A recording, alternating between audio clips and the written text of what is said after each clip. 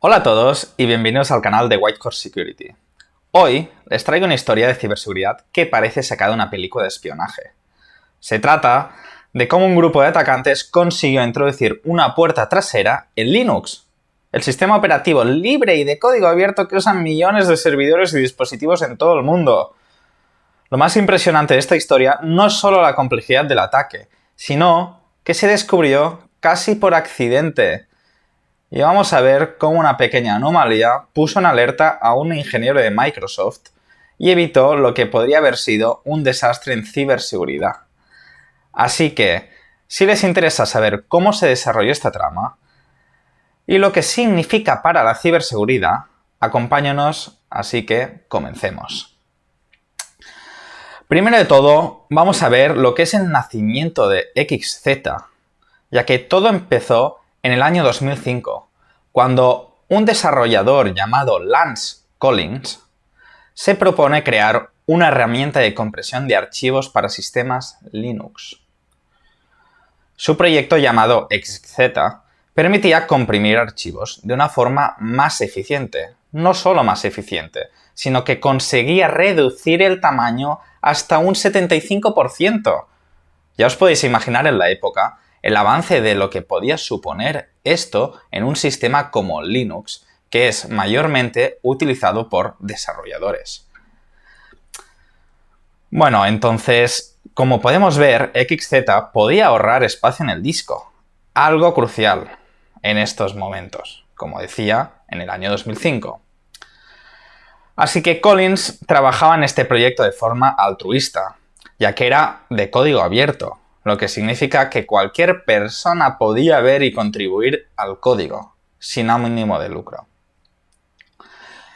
A medida que la librería XZ demostraba su eficacia, comenzó a usarse como opción estándar de compresión en Linux, y su popularidad fue creciendo. Así que Collins, como creador, seguía siendo el principal mantenedor del proyecto y asumía la responsabilidad de revisarlo y mejorarlo. Entonces, a partir de aquí, con los años que iban pasando, problemas que se iban descubriendo con los desarrollos del proyecto y las tardías actualizaciones, la historia dio un giro completo el año 2021, cuando de golpe un nuevo colaborador entra en escena. Jia Tang. Así que, como decía, en 2021 aparece este colaborador llamado Jia Tang, que rápidamente empieza a colaborar en el proyecto y a dar sus opiniones. Tang sugiere mejoras y hacer correcciones que parecen genuinas en un inicio, ganándose poco a poco la confianza de Collins. Al principio parecía una colaboración positiva, como muchos proyectos de código abierto, pero aquí es donde entra en juego un aspecto menos conocido del código abierto. Cualquiera puede contribuir, y con el tiempo, si un colaborador demuestra ser confiable, puede recibir permisos para realizar cambios sin necesidad de aprobación. ¿Qué quiere decir? Que si, por ejemplo, Jia Tang conseguía estos permisos, podía hacer cambios en el código de XZ sin la aprobación de Collins. Entonces, poco después de la llegada de Jia Tang, otros colaboradores empezaron a presionar a Collins, criticando su ritmo de trabajo y sugiriendo que debería ceder parte de control a Tang.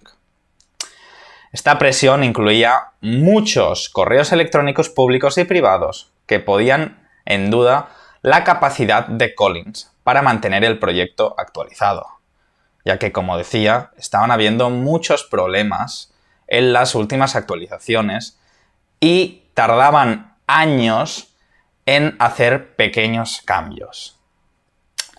Incluso algunos cuestionaban su salud mental y sugerían que Tang debía hacerse cargo del proyecto para evitar retrasos en el desarrollo.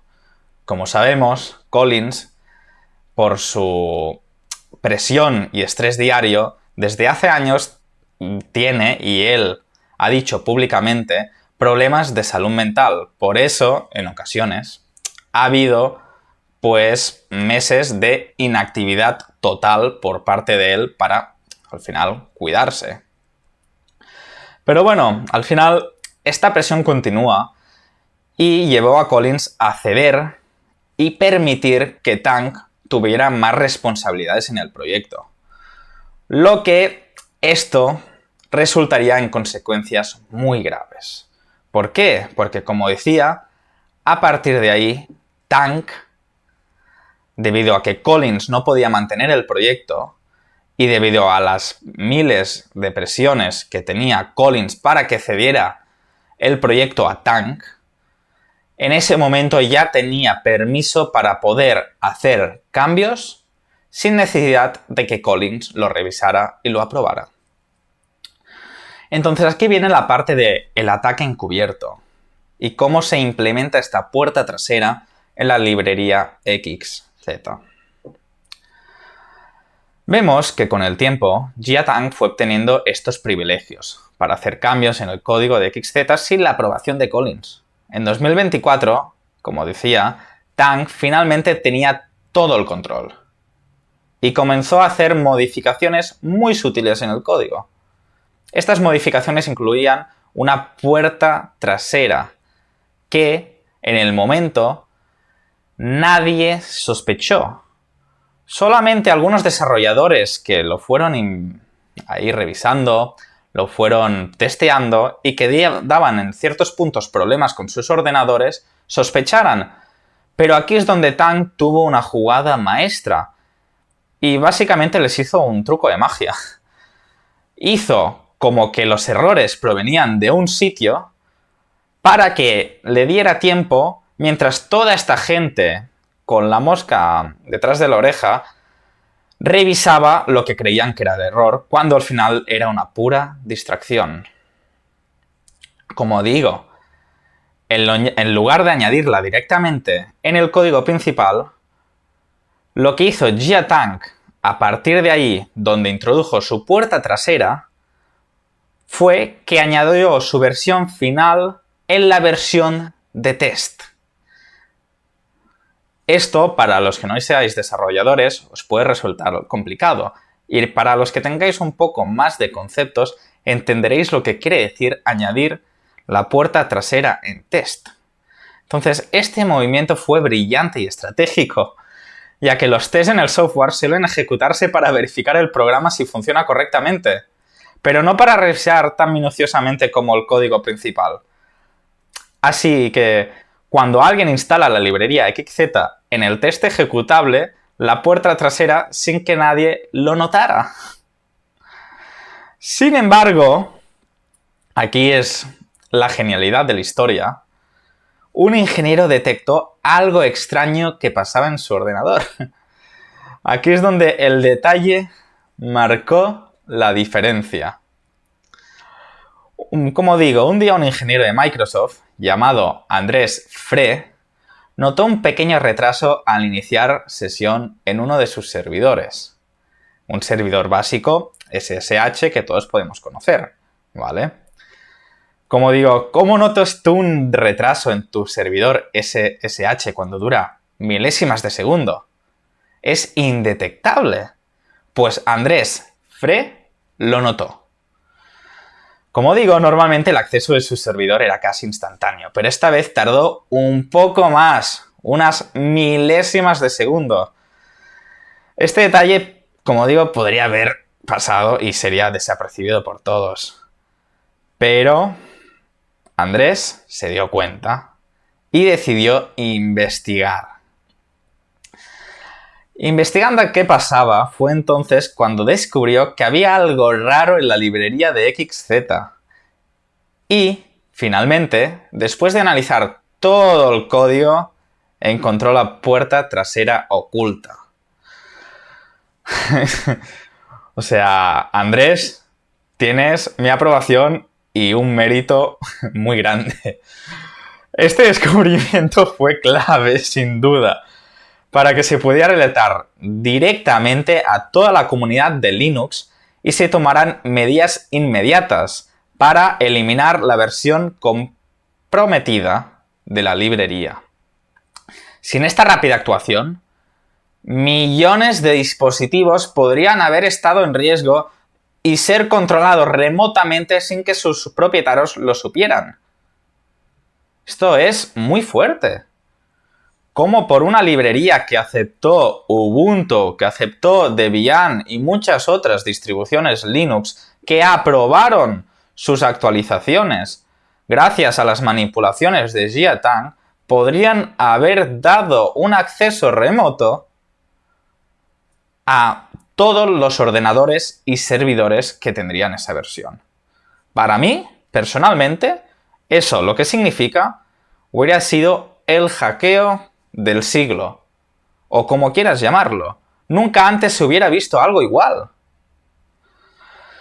Pero bueno, esta historia es un ejemplo impresionante de cómo los atacantes pueden utilizar el código abierto para implementar ataques complejos y cuidadosamente planeados.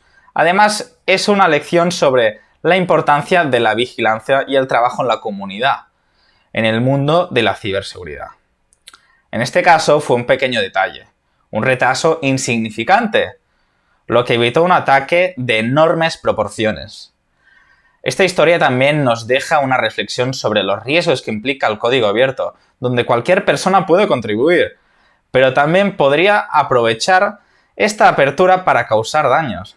Afortunadamente, en esta ocasión se descubrió y la amenaza a tiempo, y los sistemas de millones de personas estuvieron protegidos gracias a la observación de un ingeniero.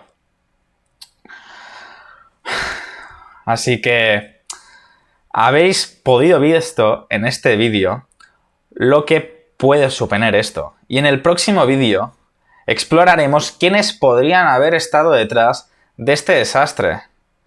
¿Agencias de inteligencia? ¿Grupos criminales? ¿O algo aún más misterioso? No lo sé. Así que asegúrate de suscribirte y activar las notificaciones para no perderte este análisis.